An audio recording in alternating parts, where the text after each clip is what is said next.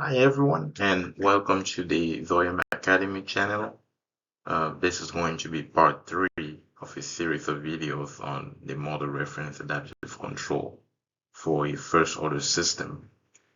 And today's video is essentially going to go over the example for a first order system where we will just briefly show two steps.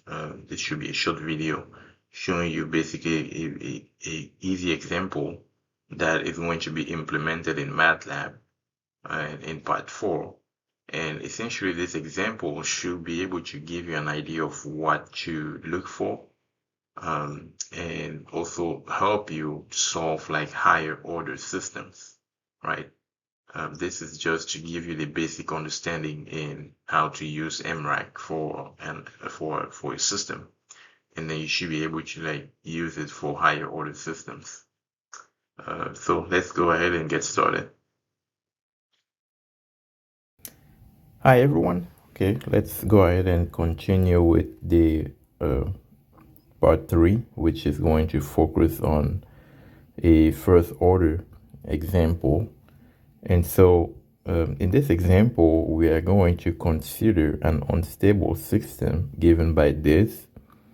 And we are also going to, the idea is we want this plant or the system to follow a reference model, which is given by that.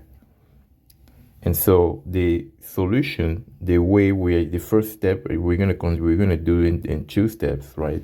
And the first step is going to be to check if the form of equation 1 and equation 2 match the form of the MRAC first order system derived from part 2, right? And so if you haven't watched part 2 of the video series, then I recommend you do so you can kind of understand what we actually did in part 2.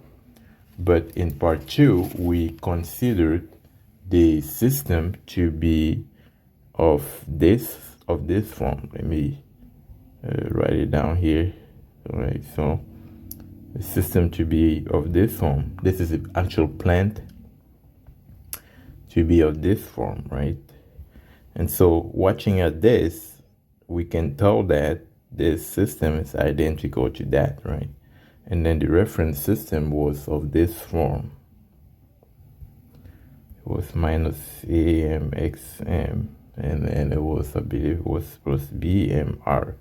Right, sorry, it's a little bit thick, the ink, but you get the point, right? It's basically the same system, right? It's identical to this system. So with that being said, yes, we can, rather than going through the whole derivation again for this problem, we can just go ahead and use the control law U and the adaptation law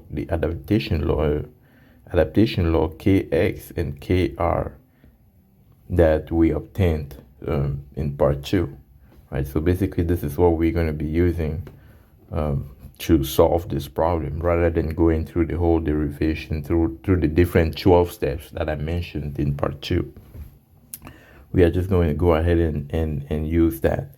And so basically, again, like I mentioned, we have the actual plan, and then we have the reference plan that was done in part 2. And this is just a recap of what we did.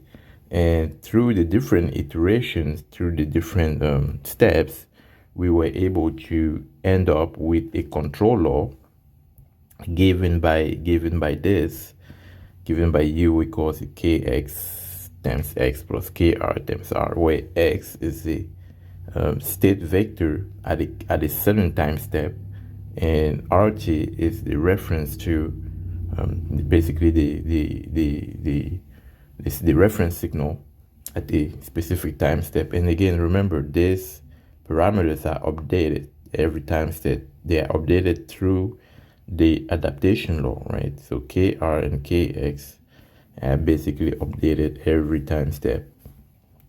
Now, one key thing to also remember, and you will kind of see when I do the part 4, when I do the MATLAB video, is that the performance of the adaptive controller, which is U, is going to depend critically on what we set as gamma, right? And you will see it, depending on what value you set for gamma, it's going to improve the performance or make it worse, right? And so if a small gain, if a small gain is chosen, the adaptation will slow. And basically what I'm gonna say gain, that means I'm talking about gamma.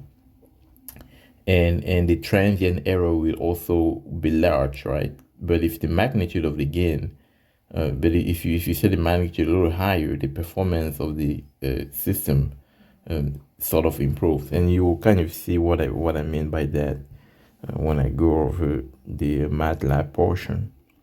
It will be a little bit more easy to see.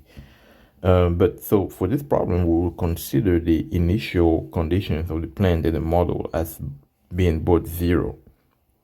And we will consider two different signals, right? We will consider being just a constant signal, which is 10, and for the other one is going to be 10 sine 3t. And step one was basically just to identify, to make sure that, okay, the first order problem that we have is basically what we expect, that is similar to what we derived earlier. Or you can, if you want to really practice, you can actually do it on this one, coming up with the ideal control law.